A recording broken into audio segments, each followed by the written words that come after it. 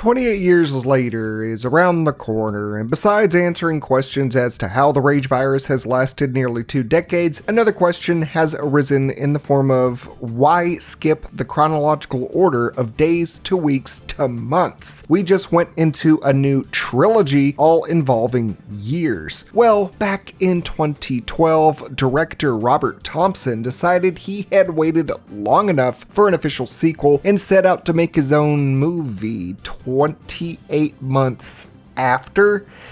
Yeah, here's the thing. This movie that looks and acts leagues worse than the original 2002 film has nothing to do with what its naming convention derives from. We know what you were doing. There are no rage infected in this. You know, the bloody, fast-moving, iconic, highly infectious infected. Nope, just regular, slow-moving corpses that can be easily dispatched. Here is another thing. They aren't even zombies apparently, but just people that are turned into what they call monsters. Yeah, not zombies, not infected, but monsters. This was looking like it was filmed on worse technology than the pre-9/11 era and shot worse in every conceivable way. The recording, the audio mixing, everything. And the worst part about all of this, the movie takes place right as the outbreak starts. So for it to be titled 28 months after just shows how literally this is some bullshit slapped on whatever nameless slop this was going to be. The film has no direction, no purpose, no intent besides being another shovelware-esque zombie film that tried to pull what The Asylum did over years of its production life, making a movie with a title to trick people into buying an off-brand ass movie in the bargain bin. 28 months after made a full-fledged movie. This is over 90 minutes long and decided,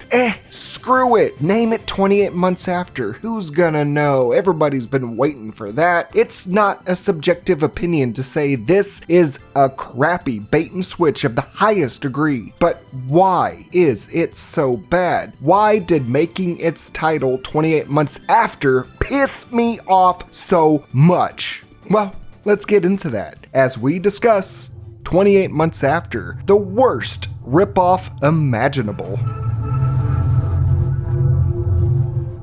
So I'm going to be straight up with you. This was originally going to be a Zombie Sins on the flick that my wonderful girlfriend Rhinoceros Rex had written, but after watching through it, I decided this needed to be absolutely flamed beyond the everything wrong with scope. It is just that bad.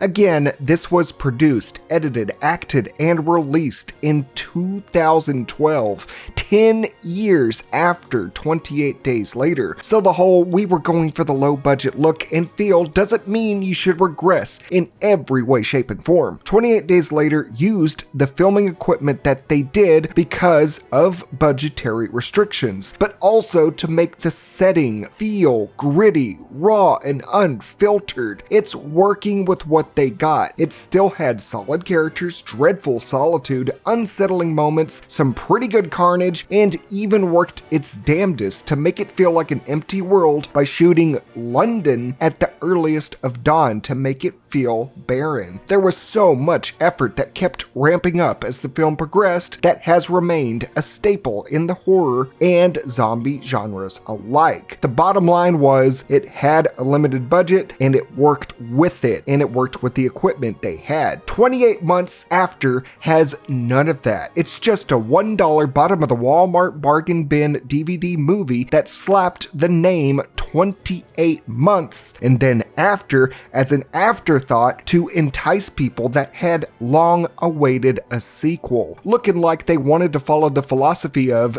use inferior equipment, it sells, without anything else to back that up. It just feels and looks like they are using an old webcam from like 2006. It's just bad, but let's get into the movie and stop comparing just as much. So it starts off with this bald dude interviewing a cancer patient about a clinical trial that will cure cancer, saying that they did animal trials, so human trials are for sure gonna work. I want to talk about what she is saying in response to this guy, but good God, God, the sound mixing in this movie is awful. She is drowned out by the background music. I mean, just listen to it.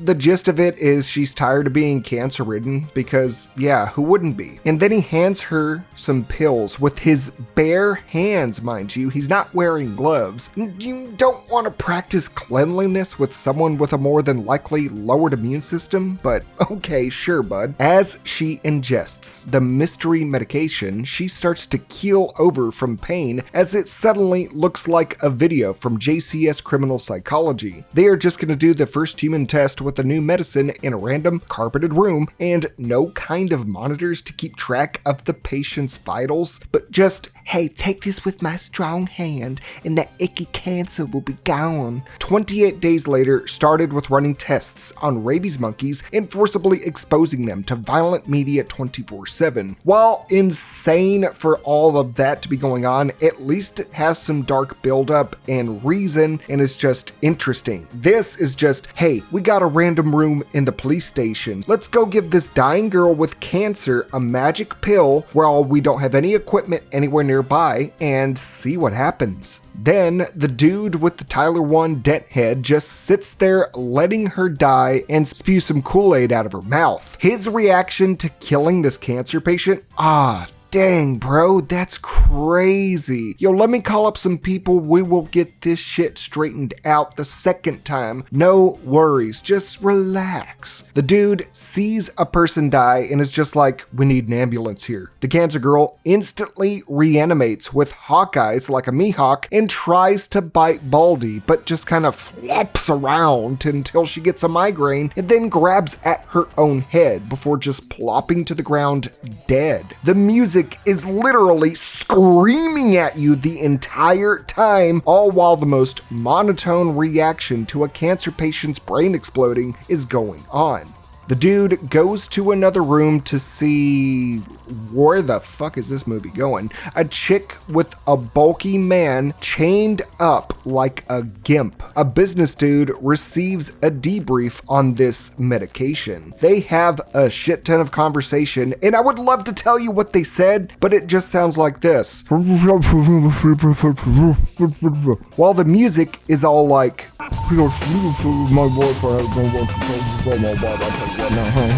and then suddenly the audio just decides to pick up. They're like, oh yeah, we should be able to hear these people talk, as the bald dude goes full Will Smith and says, don't mention my wife's name, keep her name out your fucking mouth. I guess they got some marital shit going on. Offended, the bald doctor wants them out of there, but the gimp waves at him. I guess the gimp found himself a new bottom. The trio of these corporate people decide that they need to go after the bald guy's wife. Later, the bald guy goes into this blank bedroom as he tells his wife, do not talk to anyone, as he sips on this glass. And it literally just sounds like the Minecraft drinking sounds as he continuously sips. There's so many of these scenes that just drag on with the weirdest stuff going on. The background sound is drowning shit out as we get to the title card. So we have this one shitty parallel, is that their medication is being tested on sick people to turn them into whatever the hell that chick turned into. She just kind of wanted to bite him and then she died from a migraine. And then we have a shadow organization wanting this thing to be perfected versus the OG story of rage monkeys being freed and infecting the United Kingdom.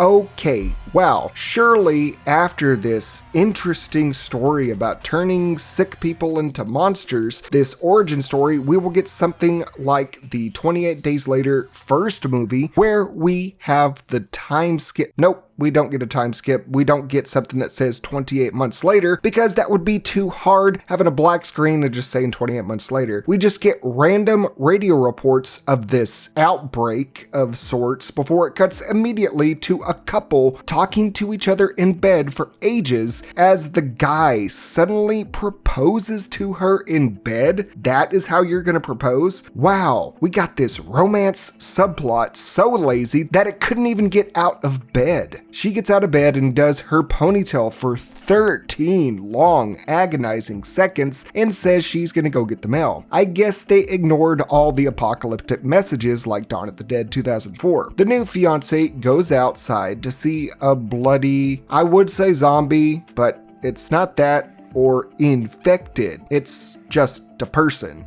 A bloody person approaches her. She goes right up to this guy who's kind of going blah, blah, blah, blah, blah, and she grabs him by the arms as it just pins her against the wall. And you know what, Chago, just play this all out. You guys need to see this.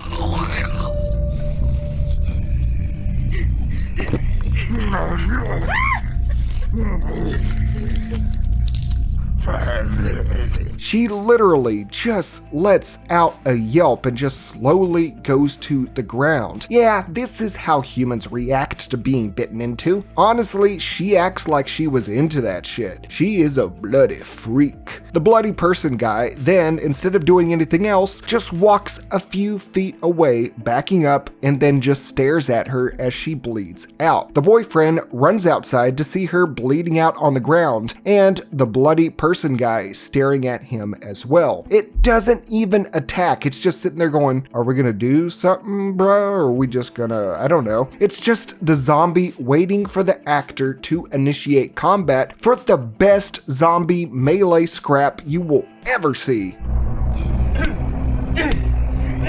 You know this is serious because that guy has military tags to show that this dude means business. Dude punched first and asked questions later. You can't ask for anything better. My God, is it bad though. He picks up a shovel as the bloody person guy just sits there and takes that stock audio beating. The assailant dead, he now goes to his new fiance and she is now a new cadaver. We are now emotionally invested because the music gets intense as he cries. Oh, no. No, no, no. Please clap. Once that's over, we go to these really tough customers that are hanging on top of a parking garage. You know this guy is badass because this white boy got a skull shirt and a cigarette with some squinted eyes. I would not want to mess with him. Dude, this whole scene on top of the parking garage looks just as bad or maybe even worse than my college zombie film that I wasted $50,000 of tuition to make. But I didn't make my zombie short films a public release like it was a major motion picture. I made fun of my own zombie films and you could see them on WSG streams. I know my shit stinks, but this movie is heading up to a point where it thinks its own shit can smell different if you frame it as Fight Club. Yeah, it suddenly is Fight Club out of the blue as a shirtless white guy punches a black dude and causes him to spit a mouthful of red dye. This WWE Weenie Hut Jr. ass fighting goes on for 2 whole minutes. Chago, play some of the hits and kicks and the sound effects.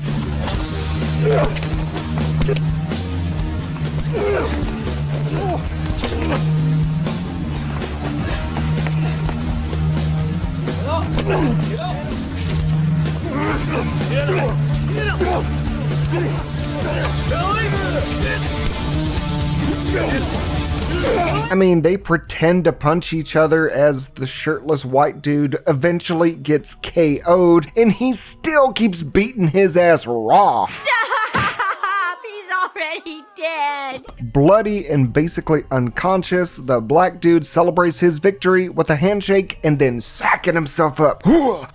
The cool white guy and the Mexican dude, without telling him, spot some zombie, infected, monsters coming, and they suddenly regress their mental states to that of 2 mute 5th graders, only pointing at the bloody people walking up to them, and then they just run off into the car, not saying a word at all to the black guy as he just sits there getting his head into the game despite just winning and breathing, while a bunch of monster people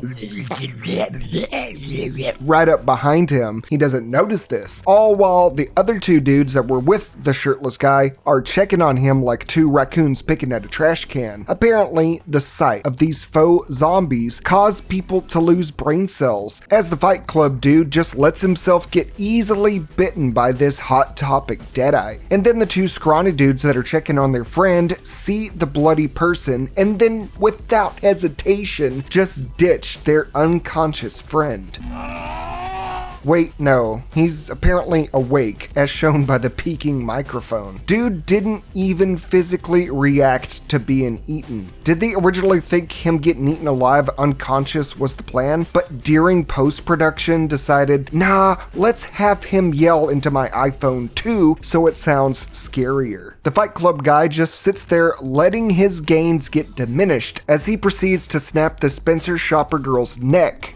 You've had this potential the whole time. You can kill her this easily, but you can't get her off of you when it comes to being eaten. Everybody in this damn movie has got some bite kinks or something. He proceeds to punch the air like a Left 4 Dead common infected and passes out instantly. Apparently this virus is fast acting to nactin. The dude might also want to see about stopping biting his nails. That shit looks almost as bad as my nails, and I know because anxiety is a bitch. With two random people dead and or bitten, we suddenly cut to a dark room. I don't know what the hell is going on with how this is shot. Everything is blue and then pitch black in the background. This Blue Man Group filter and this whirring sound playing in the background is so jarring. It's almost like an active air conditioner in a hotel room, and it's louder than both the people talking in here. But what is the context here? We have a handcuffed prisoner acting all jokery. He tries to talk like Matthew McConaughey and then says something about his balls. How did your physical go? As well as another man feeling on your balls can go.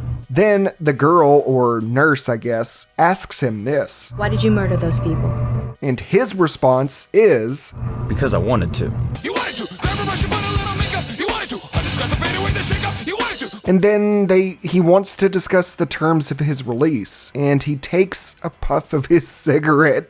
Why he has one, I have no idea, but they couldn't even have the guy actually smoking the British derogatory statement. It's not even lit. This is not a lit cigarette. They just added in green smoke effects after he exhales. Seriously? Has anything been done during the production of this movie? Does everything have to be... I mean, this whole scene sounds like it was dubbed over. The words do not match what the lips are spewing. Did they make this whole movie and think, yeah, we'll just do it all in post-production? What is this? He then goes on this long-ass rant about the thrill of killing people, and the nurse chick retorts by calling him a scared little child. And that's it? Just a blue filter, and it's about a killer having blue balls about killing? What are these random-ass backstories for people to be slopped together? All of this while an apparent monster outbreak is going on. Where is the connection for these monsters? It's just random shit happening while porn-level writing is going on. Anyways, it shoots back to the original Doctor, like Whiplash, as he says the Shadow Organization stole his research. Bum bum bum. They deny wrongdoing despite, well, apparently the outbreak of this plague starting, and there's monsters all over the world now. Yeah, it should be blatant that they stole your research. Then the two council members deliver some of the best voice acting that you will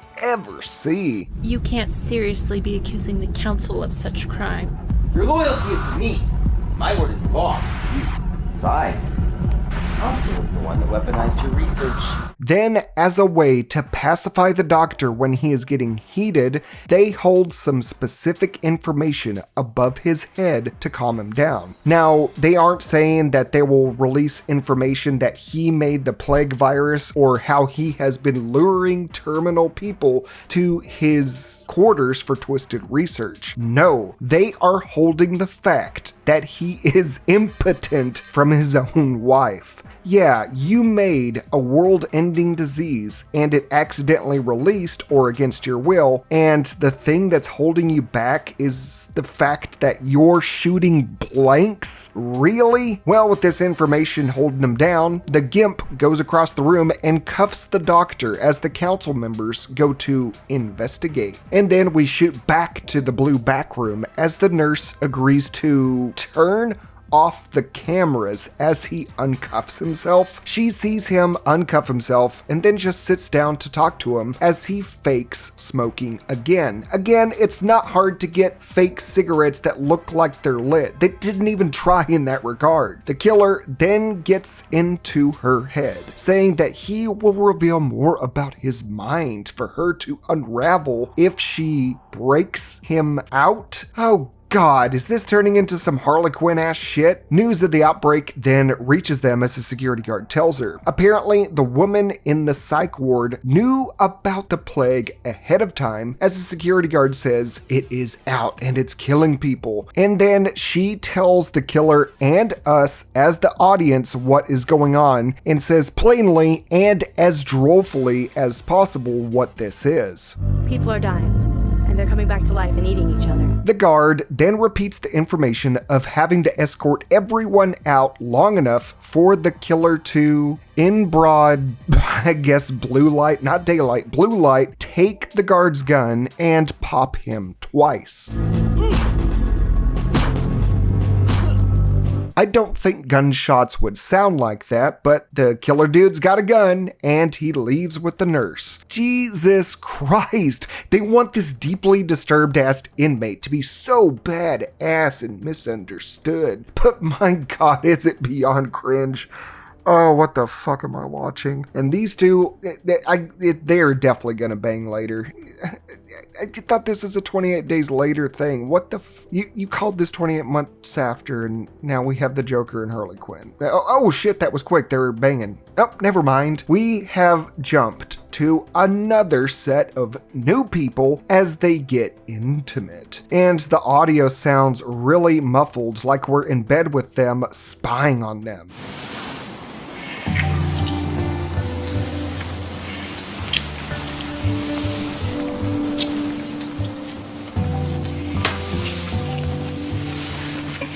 The dude is mad that she will not put out because she is sad about her mom that died 6 months ago and tells her to get over it. These characters are so awfully written, I just want to punch each one of them in the face. Apparently, the guy that did the sound work for this film got punched in the face instead because there are some weird audio bugs in the middle of this sex talk. Don't worry about it.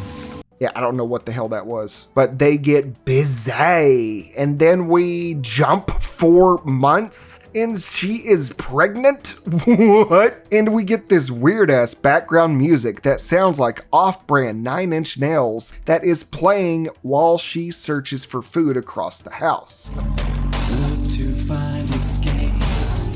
Apparently, the time skip that we get was to explain that she got knocked up by a douchebag that ditched her. I am really struggling to see the 28 months after when we are jumping between 28 different stories later. It's literally just her searching for food for over a minute of screen time. God, kill me now. A dude with a Bowie knife enters her backyard, weary of monsters, as he runs into Prego as she goes outside with a simple hammer. So, okay, I guess she got knocked up when the outbreak just started, and the director decided that her waist length was the best way of indicating time passing. The best she can do is go outside, pregnant, with a little ass hammer. The Bowie knife guy asks her if she can talk. I mean, he doesn't see her, not being mindless and bloody and tries to have a conversation with her. You should know this kind of stuff by now, 4 months in. Her response to being able to talk is to say,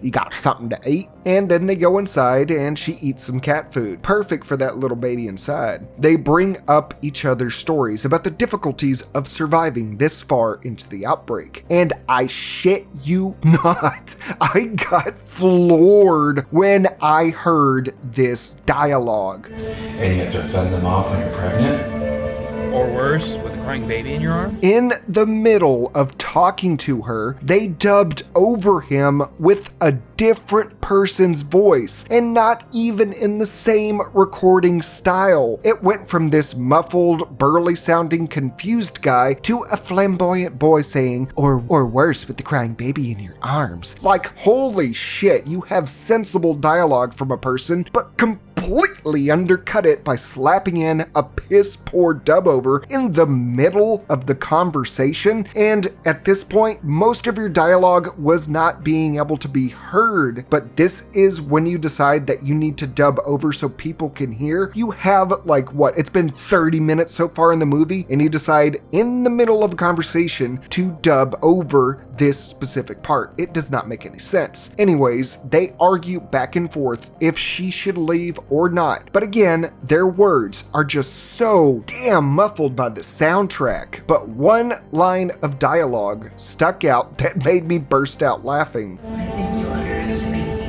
Girl, you went out with a dumbass hammer and an expression like, "Can I eat some zombie meat if I kill him?" Then we get this DJ Spitz looking ass zombie start barely tapping the front door to cut their talk short as the zombie just starts to walk away after just a few seconds. You cannot seriously say these things are a pandemic level threat when they barely do shit and then walk away from victims in places after 3 seconds of trying.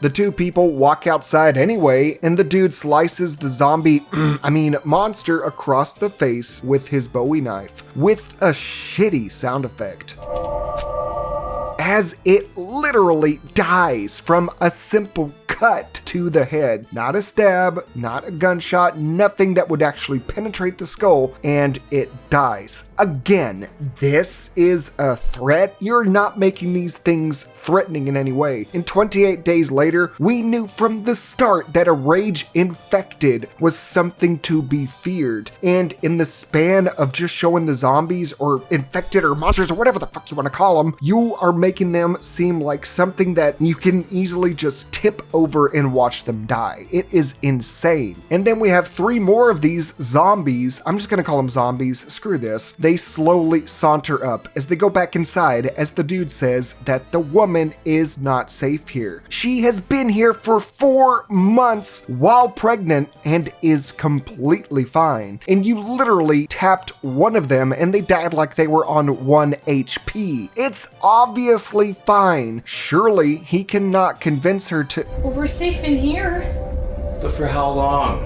Okay, Pinocchio. Father, when can I leave to be on my own? The Bowie knife dude runs outside to dispatch the trio that are there and does it with just a few slices and a stab to the first person camera. Boy, they really tried to imagine this as being peak cinematography, huh? He easily kills them all as Prego simply walks out with no other issue and they hug. Keep in mind, we are only 4 out of 28 months after this zombie outbreak, and then we ignore those 2 again and jump back to the black guy from the Fight Club thing from earlier. Now he is tied up in a basement, still alive and not zombified. Now don't get me wrong, they do give a pretty concise explanation to why this dude has not turned. Well, it starts like this. The dude apparently is slightly immune or something, and he was in a coma for a month with signs of the infection that heals his wounds, so he has been down here all this time without food and water and not turning so this blue-collar dad can look at him.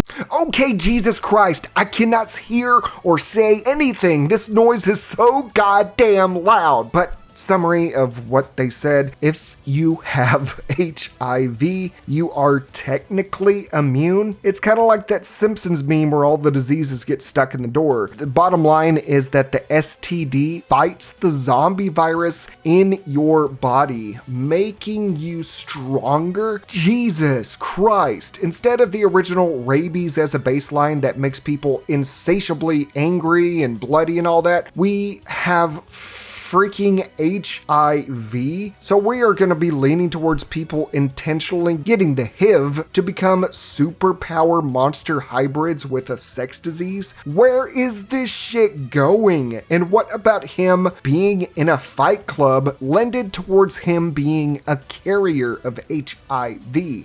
It then cuts to security camera footage of the doctor in his office as he is told 10 patients of his are dead and that he needs new participants, so he requests people from something called the pit. The doctor goes to do some more of his evil work as he is stopped by his wife. She says to not go out because of the outbreak and how dangerous it is outside. Bitch, it's been 4 months since it started. How the hell is he going out like it's just another casual day of going to work? He still has not told her because of his empty chamber. You are really ashamed that you are impotent and you won't tell your own wife that you are the one behind all this? You're just gonna leave her in the dark as you go out and make more zombie monsters despite just having to go outside to see them? You have zombies right outside your door, dude. It then cuts to this pit he was talking about as a girl is chained to a bed. What the hell is this? This shit looks like a holding cell for Epstein Island and something that looks way the fuck off as he talks to the prisoner. The girl becomes a ventriloquist dummy as she says, So, what do you do here? She asks why she is there and he says the people there are there for work on a vaccine. She doubts that, wanting to see her brother, and then grabs her by the arm in the most incel grapey vibes I have ever seen in a zombie movie.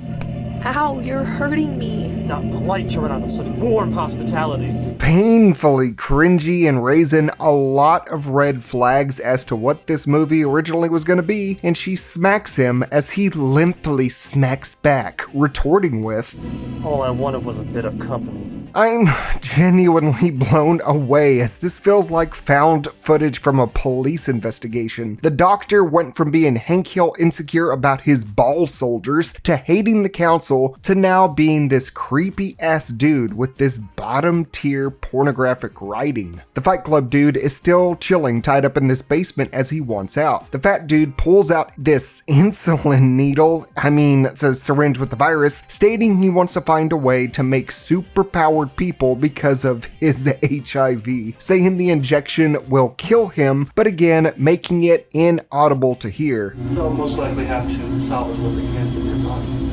Before he can inject him with the zombie virus and kill him, the Fight Club dude magically unties himself just in time to instead stab Steven Seagal with the concoction straight into his eye. The dude could have untied himself this whole time.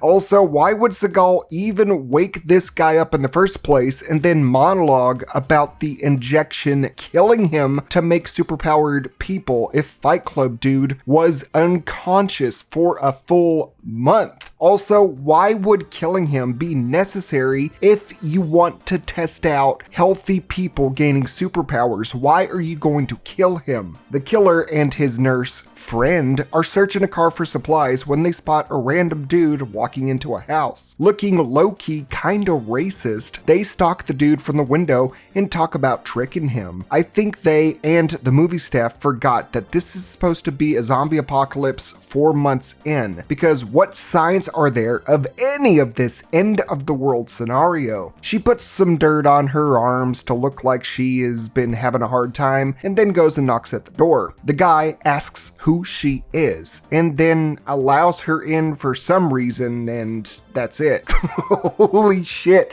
this house on the inside suddenly transforms into the Saw room. They went into this house and it became some sort of screwed up drug den. Sure, you can make the argument that this is the basement, but this house wouldn't have this kind of basement, right? As they get settled in, the sound team shows off how skilled they are with managing dialogue and the soundtrack.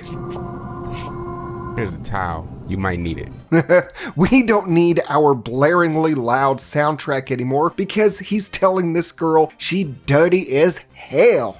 He starts info dumping to her about letting his girlfriend die, and then she listens, and with that, he fully trusts her enough to just instantly go to sleep in front of her, the killer is still right outside the front door, just hanging out there for God knows how long. And we do know that a long time has passed because they added a dark filter over him being in broad daylight to make it seem like it was nighttime. Yes, this scene right here is supposed to be in the middle of the night. Phenomenal. 28 days and weeks later do have time cuts tonight. And you know how we knew it was at nighttime? Because they shot their goddamn scenes at night. It's basic cinematography, and they used lighting to make sure we could see the characters when it is dark, not these bunk ass filters. Oh my god. The killer also just chilled out there all that time without any zombie attacks. I thought they were such a threat that a pregnant woman needed to leave her house because it was so dangerous.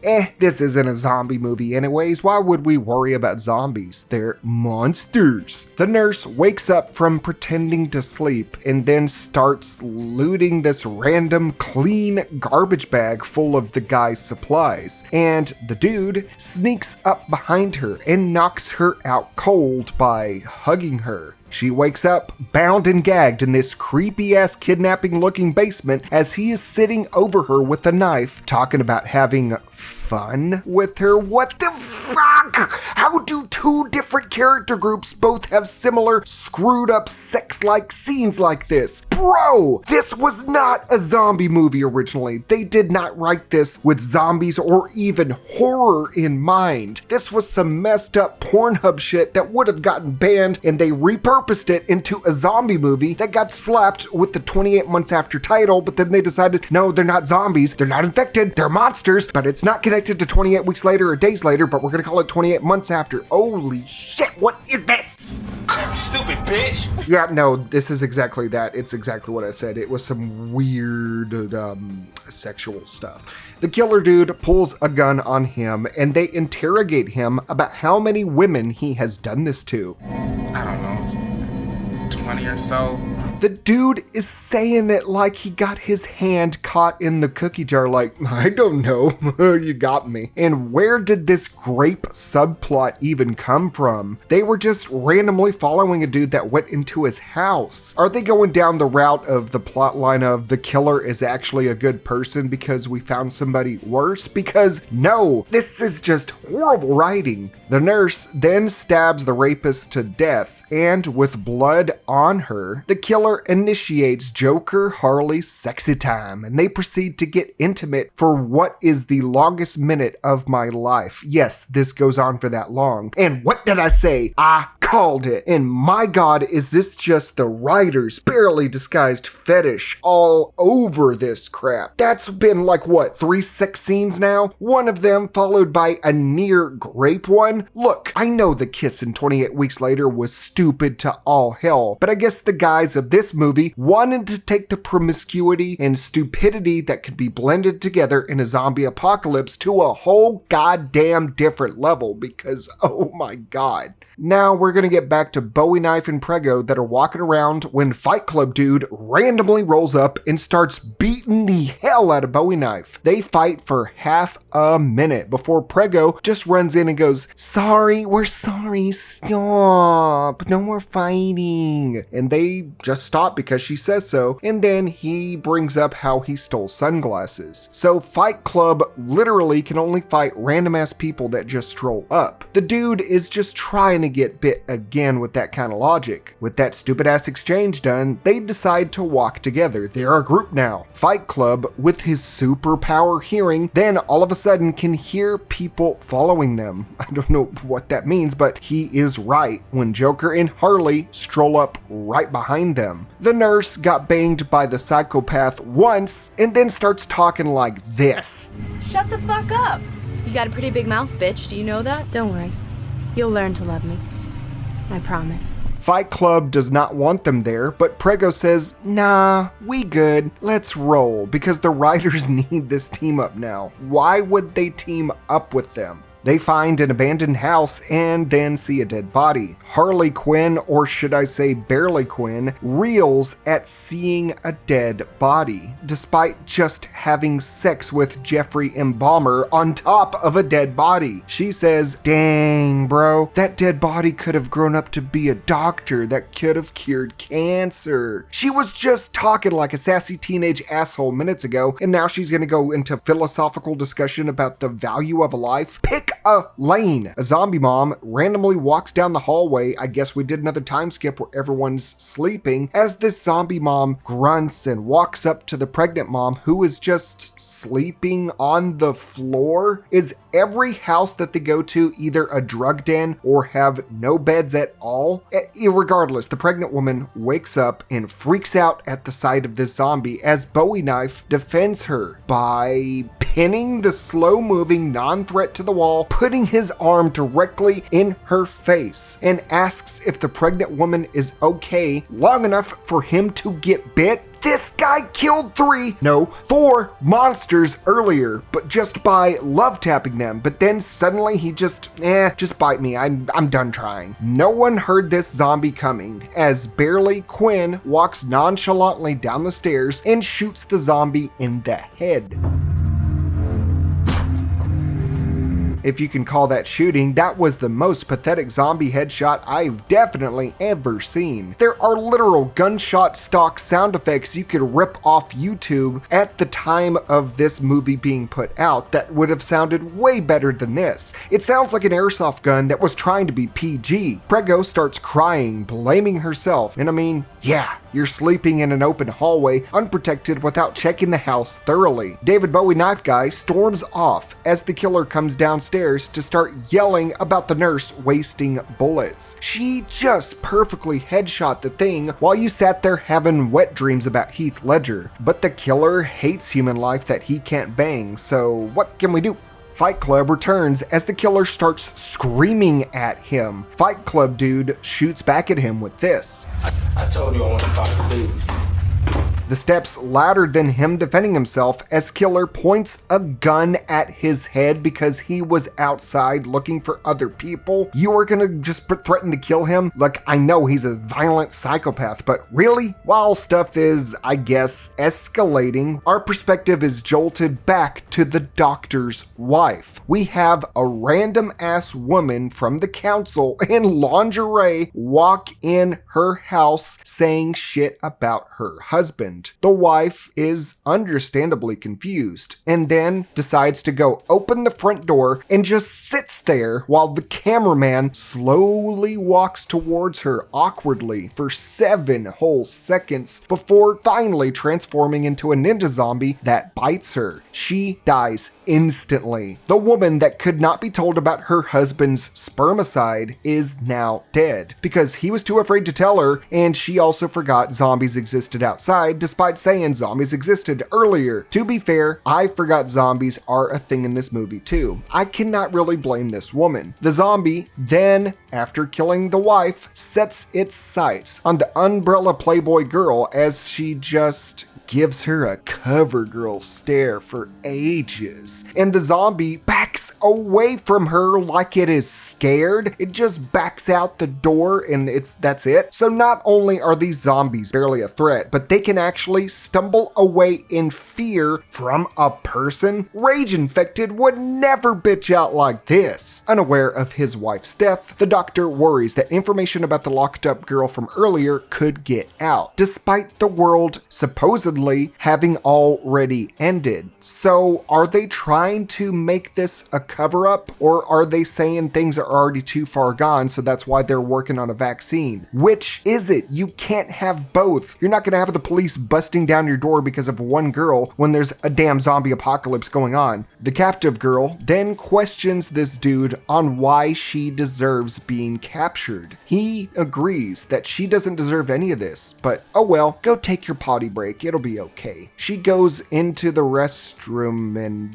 I guess she fast traveled to a different place altogether because she is now in a pitch black warehouse room full of sleeping undead. She whispers, "Is anyone there?" when they turn on the lights, and the zombies all turn around and dogpile her. Then she just lets this happen, mind you, and they fake punch her. I guess they're eating her alive. So we introduced her and all that weird sex dungeon looking shit for her just to be tricked into a woman's restroom to get zombie gangbanged? Why? This doesn't make any sense. And on top of that, the camera footage says the date here is February 16th, 2012. But earlier it says it was February 15th, 2013. So did we just jump backwards 12 months? Was this a flashback, or did they not bother to check the year they were putting on their own movie for their own continuity with a movie title that is all about months after? So now at this point it was 4 months later, and then now it's 12 months earlier, putting the movie at 8 months earlier. We are now 36 months away from what the movie advertised. Man, that is flagrant false advertising. The group of survivors with a bitten and infected Bowie knife just casually walk by a river. Ignoring the looming threat, the nurse runs off and goes to talk to Fight Club. She asks him, What are you? What do you mean by that? Now, why did she ask that? Well, she says, and I quote, "I'm a doctor, and I know there's something up about your body." Well, because of that astute observation, he admits he was bitten months ago and then was tied up as a doctor wanted to use him for a cure. Wow, Barely Quinn is so medically savvy, she noticed that he had an STZ. We now cut back to Prego. You okay? Nah, the profuse bleeding, bruising in case of slowly bleeding out and dying is nothing to worry about. Don't worry. We're gonna find somebody who can help you. What's wrong with you? I say he did. The dude straight up game overed right there in front of her, and all she does is look him over head to toe and thinks to herself, "You gonna eat that dead fat guy?" Fight Club info dumps that he is stronger, faster, and heals quicker. You couldn't showcase that at all? You're just gonna bring up that you have superpowers, but just say you have them? That's fucking lame, dude. If you're gonna pull this shit, at least have some kindergarten playground level Power Rangers choreography or something for entertainment value. I at least wanna laugh. But nope, he just goes, "Yeah, I'm strong. Believe me, bro." Prego wakes up the killer after Bowie Knife dies and just stares at the killer as he slowly gets up from his nap, not paying a single mind to Bowie Knife having just died. He reanimates and lumbers towards her as slowly as possible as Killer pushes her out of the way so he gets easily bit. He sacrificed himself for her. This chick survived for -8 months and is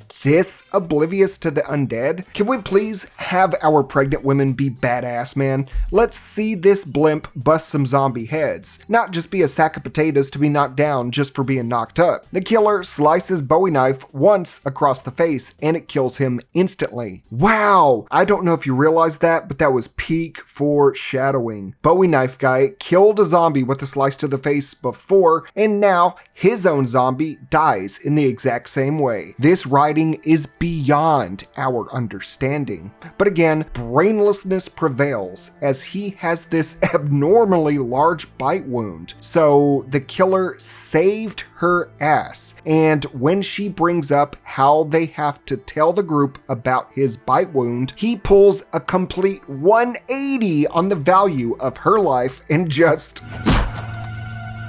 he pops her with a Windows paintball gun to the head. So why did you save her if you're just gonna bust a cap in her face anyways? Oh, I cannot get over how stupid this continues to spiral itself into.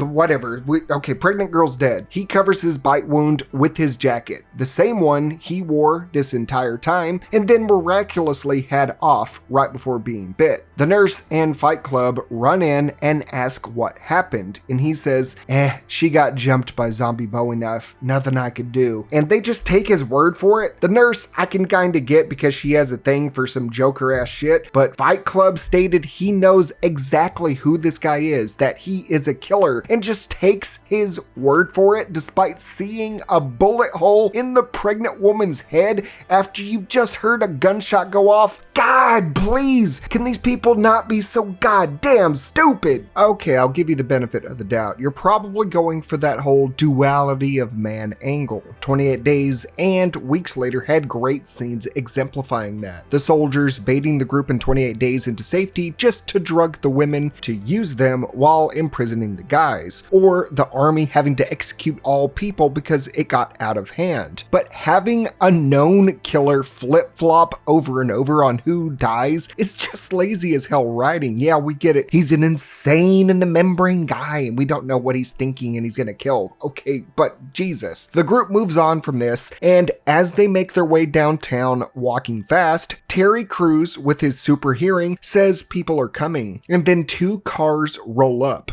Pretty sure you don't need super hearing to hear two cars driving up down the road in the middle of dead silence, but okay. The doctor's assistant had found them miraculously and discusses the science lab is trying to find a cure. They do not argue or question anything this guy is saying. They get in this car with Fight Club having to get in the second car as they take off. They then get to the building as they meet the doctor. Well, Fight Club just miraculously disappears and they don't even question that. This shit looks like a scuffed YouTube parody of The Office from 2007 with how badly this is shot. The doctor talks about how the cure is almost done, and the nurse is hopeful while the killer interjects, saying the place is just a compound of coats and guns. The doc says he can leave if he wants to, and the Joker baby stutters like a bullied kid. Good, because I damn sure don't like it here.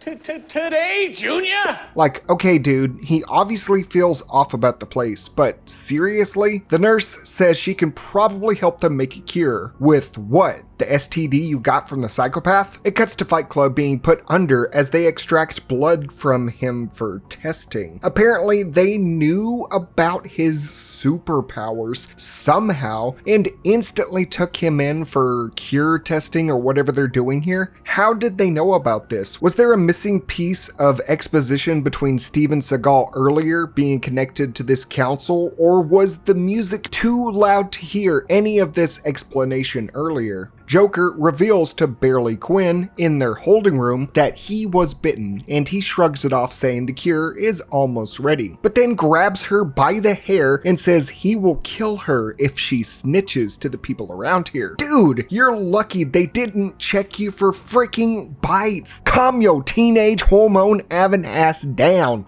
We finally cut to the Gimp from the beginning of the movie in a pitch dark room chained up to the neck. I mean, my God, why is it this dark? The Gimp grabs the doctor by the throat, screaming about being made into a superpower pet by the council. At least, I think he is grabbing him by his throat. It's really hard to tell because of how dark it is. The doctor then says this. I can get you out of it. And you can still get out of here, but you need to let me out too. I need to get to my wife. Music blasting my ears, angsty, horrible voice acting galore. This is just becoming more of a train wreck. The doctor says the cure can turn this Gimp back into a normal person. In the same scene, I could not tell, but the lingerie woman from earlier was in the same room this entire time during this conversation, and she gleefully tells the doctor that his wife is dead. The whole reason he has been working with them was because he didn't want his wife being, brought into this. She says with a smile that she could have saved her from being eaten alive by a zombie, and tells him that she had watched her die. I don't know what it is about proper lighting that they are just allergic to, but damn, it's so awful, but not as awful as this line and its delivery. Because I hate her entire pathetic species as much as I hate you for loving them. So we are getting into zombie HIV superpower eugenics now? Her motives are to wipe out the human race to replace them with her kind? Seriously, after the trash can punch that has been this entire story, it has been leading up to HIV zombie supremacy? No freaking way. You won't be around to see it.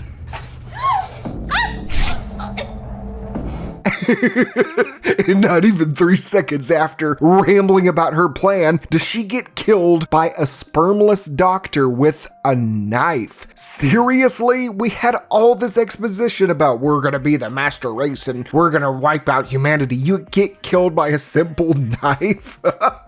Make it make sense. And to make matters worse, the doctor frees the gimp and then wakes up in his office. So, did they pull a Lost and this was all a dream? Or did he really kill the queen of the sex zombies? Wait, no, all of that did happen. And this was the best way they could transition out of that dark room? We have the doctor that was leading the cure efforts after freeing a known superpower zombie that could have killed him at any moment, and then killing the council STD zombie woman and deciding to go and take an alcohol-induced nap? Sure, why not? Barely Quinn talks to the assistant as they say a cure is just moments away, while Fight Club wakes up only to be gassed back to sleep. Half of this dude's screen time is just him waking up for no reason by his captors. The killer comes to the office to reveal that he is bitten. The doctor then does some revealing of his own, revealing to the killer as he is dying that he was behind the bioengineering of this entire plague. Now, why are you information dumping to this temperamental, homicidal maniac? The doctor says that plagues are necessary to thin the herd of humanity. So despite killing the zombie sex queen, he pretty much agrees with her line of thinking? What? I thought you were working against the council and you were forced to because you were spermless with your wife. Now suddenly you have their mentality? It's like a survivor and 28 days later saying, oh yeah, the rage virus was bad and all, but I mean PETA was in the right for freeing the infected monkeys though. Fight Club breaks out of containment and the doctor admits they were never making a cure, but a serum to transform people to combat the horrors of the mysterious threat outside. It's fucking zombies. Just say it, you cowards. The Z word, zombies. After dropping the info bomb of the millisecond, the doctor loops the killer like Dead by Daylight and asks him to do one more thing. What is that exactly? For a killer, he sure has the most fake-ass death face imaginable. And as he dies, the doctor injects him with the serum. So, hold on, wait a second. The killer was dying from the infection. What was the need for this one more thing betrayal stab? The point was being made that the doctor intended to inject him with the serum, and the whole the killer becomes a real monster narrative was blatantly obvious with this whole exchange. You do not need to gut stab us with even more terrible writing by having him stab him and killing him. He was gonna die to the infection. Welp, the climax of the movie is here. It's what we've been leading up to, and the power and lights suddenly go out for no reason. Sure, what the hell? But they have hordes of undead in the basement of this building that suddenly get released from their cages when there is no electricity. It's literally chain link fences with padlocks. How would power allow them to get in or out? Yeah, screw it. It's the climax. Fuck reason, right? Fight Club and Barely Quinn team up back to back to fight the undead together as the reanimated killer sneak attacks the doctor so they can have this exchange. What did you do to me? Feels good, doesn't it? The doctor had casually walked away from the unrestrained, dead killer, knowing he would come back with superpowers despite restraining the Fight Club guy from before, all so he can tell him how good it feels. That and the doctor actually matches him in strength and even stuns him. I thought they were given super strength, but this spermless wonder can outman him. Oh wait, no! Hell yeah! We're getting a fight scene just like I wanted! A foot comes out of nowhere to try to kick him in the head. He blocks, and they go punch for punch, with the doctor even Gatling gunning him in his stomach, only for the killer to turn around and throw his ass through a fucking door like a rag doll. 10 out of 10 stunt, by the way. Oh my god. Rewind that. That is just impeccable. And then he jumps and punches him in the face. They are going blow for blow, and then slow down to reiterate to each other what they said before. What did you do to me? I gave you a fighting chance. You should be thanking me.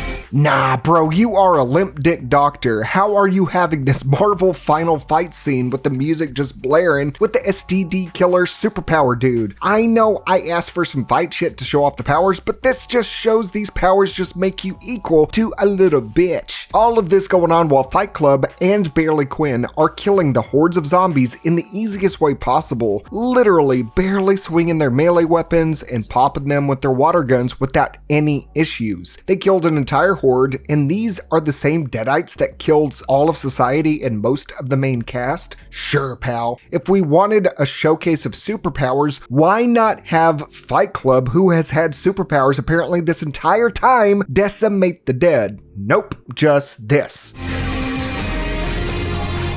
Have him do what everyone else does and just play pretend with guns. But we get the epic conclusion of the DBZ fight as it rages on. This travesty of a fight is playing out like an Ed, Edd n Eddy slapstick scene, landing a few high kicks and even this awkward ass jump cut of throwing him to the ground. I mean, look at that.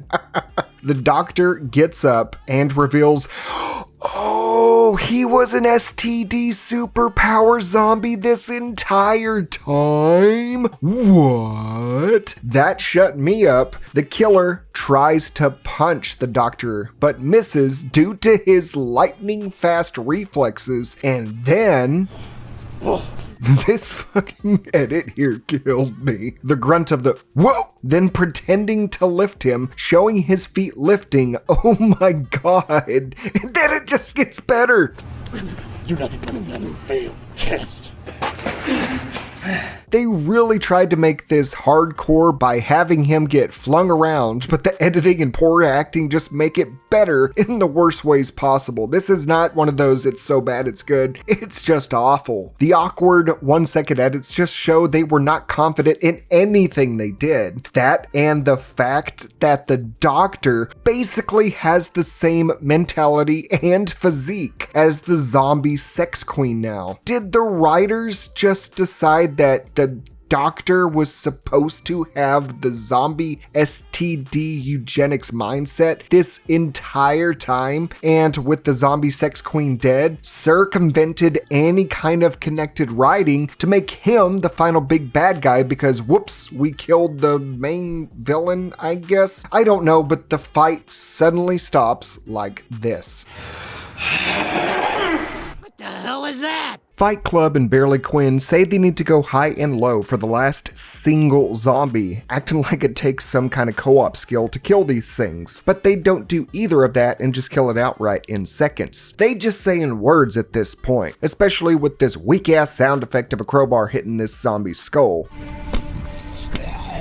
And then suddenly the killer jumps down from the ceiling out of nowhere and crushes the zombie's skull. Maybe he spawned right in front of them. I don't know where the hell he comes from in this scene. Who knows? He has superpowers now, so maybe he can go into spawn mode like Left 4 Dead Special Infected if he is far enough away from the survivors. He then acts like he's all woozy with his 5 head looking like it's getting larger than mine. With his newly gained powers, the killer, who has flip-flopped more about his psyche than a Magikarp, says this to Barely Quinn.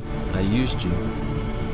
That's the fact of the matter, and now I'm done with you. He tells her that he is even with her for getting him out of the psych ward and why he is not going to be with her anymore, and then just walks away. We never see him again. Wow! The killer didn't kill her. He sure has developed as a character. Peak writing once again, my friend. The Fight Club dude says, get over it, we'll go do something else, gets some car keys out of his pocket and tells her to go with him as he has decided that he will find a cure out in this world. How exactly are you going to do that? Right before all of this, all you were doing was fighting people on top of parking garages. Now you're going to cure the zombie apocalypse now that you have super hearing?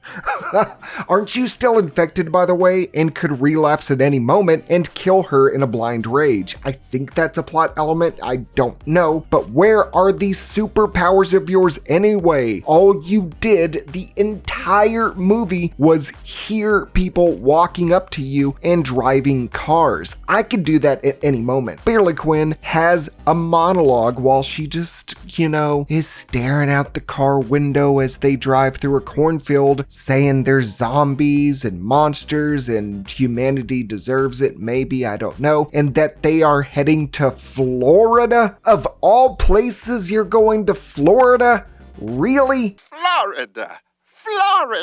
And then, that's it. What? And they dare to throw in the title of this movie at the very last second. 28 months after what? It's been -8 months later, you bastards. Do you know how basic math works? And what about all the shit that you set up throughout the movie that just went absolutely nowhere? Let's go over what we missed out on. We had the zombie sex queen that made a zombie walk away in fear from her, and that just never comes back up. The doctor's wife dies, and he just suddenly has the zombie STD hybrid superpower. When did he get that? And now he wanted humanity to end? Yeah, I guess F your wife, because despite her being your sole intent in having to work with this end of the world organization, you say screw it, yeah, humanity sucks, we're gonna kill everybody and make zombie STD superpower people the new race on God's green earth. Fight Club never has his superpowers displayed, despite him being the most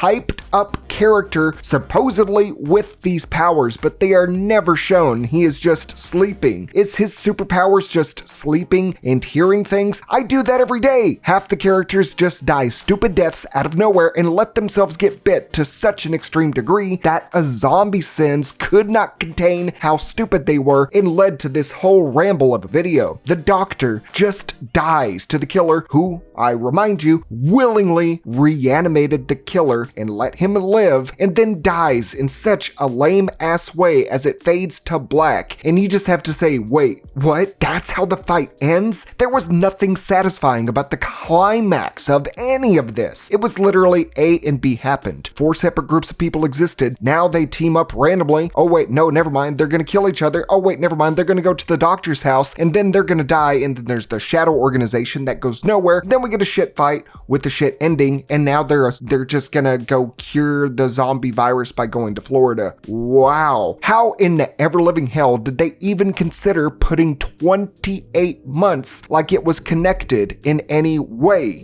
There's a car in the background that is just completely messing up my narration, but this movie sucks so much I don't care. But how it was connected in any way today or weeks later. The zombies were pathetic, slow, cumbersome, and entirely plot armored or weaker than wet used toilet paper. There was never a sense of danger throughout this movie, or urgency of fear, or the infection. The rabies-like qualities of the rage virus in the 28 series made it terrifying. Between erratic camera angles, darkened scenes with bloody carnage and eyes that you can barely see, accentuated by how dire things were in so many situations that people had to become ruthless to survive or just be outright brutalized and then turn in seconds. Sure, there were dumb moments scattered about the series, but the ultimate conclusion was the nightmarish terror of of the Rage outbreak, especially with how awesome and iconic the soundtrack by John Murphy is. Here it's, man, the zombies are crazy, man. Let's don't do anything about it. Let's go into this weird room and do one of three things. First, let's talk to each other in a dark setting with a shit filter on where we can't even be heard because of the soundtrack that makes me want to have my eyes gouged out by Jim. Option 2, stupidly sit around and wait to either be attacked without defending ourselves from a slow-ass zombie or a weird survivor with weird intentions, or last, let's have sex, all masked by overly loud music no matter what. It's like they heard the 28 Days Later theme and were like, man, that's so badass. Let's make our shitty rock music be super loud, as that was what was iconic about the 28 Days Later series that we are going to rip off in name only. Basically what I'm saying here is that they had this crap zombie experience, and the only way they thought of making it like 28 Days Later is by turning up all their music beyond loud, just for the fact that the music in 28 Days Later was so awesome. None of this works with any of the motifs that the 28 series ever displayed. It's just low budget, poorly written murder and grape porn that was repackaged into a eugenics STD zombie superpower plot that tried to fill up almost 2 hours of time me, my girlfriend, and my editor Chago will never get back in our lives. But hey, at least 28 years later is almost out, so go watch actual cinema instead. And why not thank us for sparing your time on this abomination of a movie, if you can even call it that. Sheesh. I think I caught a zombie HIV just from watching this.